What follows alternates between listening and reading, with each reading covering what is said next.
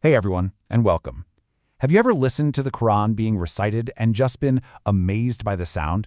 Well, it's way more than just reading words on a page. It's a really precise, beautiful art form. Today, we're going to break down some of the foundational rules that create that incredible sound, and we'll do it in a way that's super simple for anyone to get. Okay, let's just dive right in with a little pop quiz. Take a look at these three letters. If you're learning Arabic, these guys can be a real headache, right? Are you supposed to make a Z sound or more of an S sound? Getting these right is actually one of the first big steps, and it's the perfect place for us to start. So, all of the gems we're sharing today come from this amazing live YouTube class taught by instructor Mohammed Ramadan. And what's so cool about it is that he's not just lecturing, he's teaching these ancient rules to a live, global classroom of beginners and actually answering their questions as they come in. I just love this piece of advice from the instructor. It's so simple, you know? He's basically saying, get your own copy of the Quran and a pencil. It immediately makes this ancient practice feel so much more personal and hands-on. It's not about just passively reading. It's about engaging with it, making notes, and really making it yours.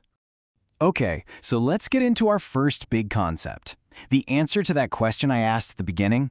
Well, it all comes down to a special group of letters that needs your tongue to be in a very specific spot. They're called the Lathawiya letters. And really, the secret is right there in the name. It tells you exactly where the sound needs to come from. Mastering this one little detail is what separates a common mistake from a much more authentic recitation. And there they are, our three letters from the beginning.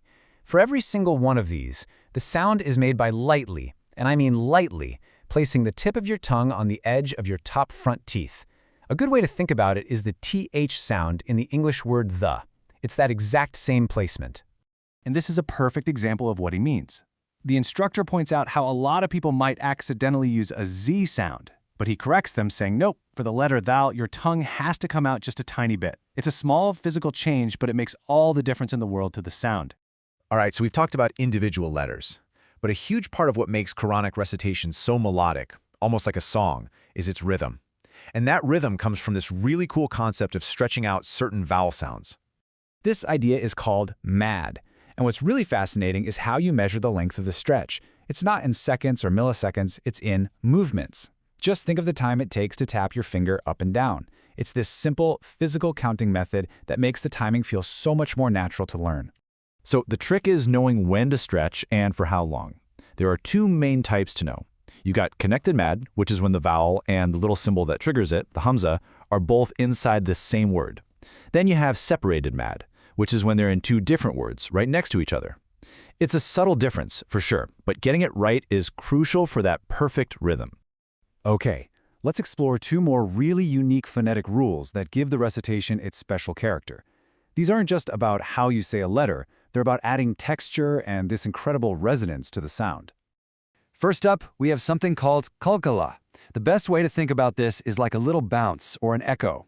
When one of five specific letters is silent, meaning it doesn't have a vowel, you don't just stop the sound dead. Instead, you give it this light, vibrating finish. So these are the 5 letters you gotta watch for. Anytime you see one of them without a vowel sound on it, that's your signal. It's time to add that little subtle echo. It's what keeps the recitation flowing and gives it that unique, bouncy quality. And here is a fantastic example straight from the lesson. The instructor points out the letter jim in this word and explains that's where you apply the qalqala. So it's not a flat agile, it's more like ajalu with that little reverberation on the J sound. Next up is ghunna.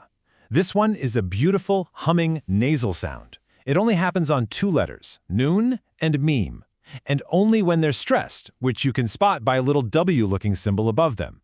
When you see that, you hold this nasal sound for 2 movements. This advice just captures the feeling perfectly, doesn't it? The instructor shows that you don't just blow past the N sound. You hold it. You let it resonate. It creates this wonderful hum that flows right into the next letter. It's that kind of detail that makes recitation so powerful. Okay, so let's zoom out for a second, because what's just as interesting as all these rules is how they're being taught. The whole setup of this lesson tells a much bigger story about how ancient tradition is meeting modern technology. You see, this isn't some pre-recorded, polished video. This is a live, breathing, interactive classroom. You have students tuning in from Algeria, from Jordan, from all over the planet, all talking directly to the teacher. It's a real, vibrant, digital community of learning. And you can see that interaction happening right here, in real time. A student types a question right into the live chat about a very specific word, asking for immediate help on how to pronounce it correctly. And bam! Just like that, the instructor sees it and gives the answer. He says the rule is iklab, which is where a noon sound right before a ba sound actually changes to a light meme sound. Think about that. That's instant, personalized feedback happening on a global scale. It's incredible. So here's the big takeaway from all this. Technology isn't watering down this tradition. If anything, it's making it stronger. It's creating these powerful new highways for this intricate knowledge to be passed down and preserved for a whole new generation. And that kind of leaves us with a final big question to chew on. We've just seen a sacred, ancient art being taught through a YouTube live stream. It really makes you wonder, is this how we're going to learn and connect with the most important parts of our heritage from now on? Thanks for joining us.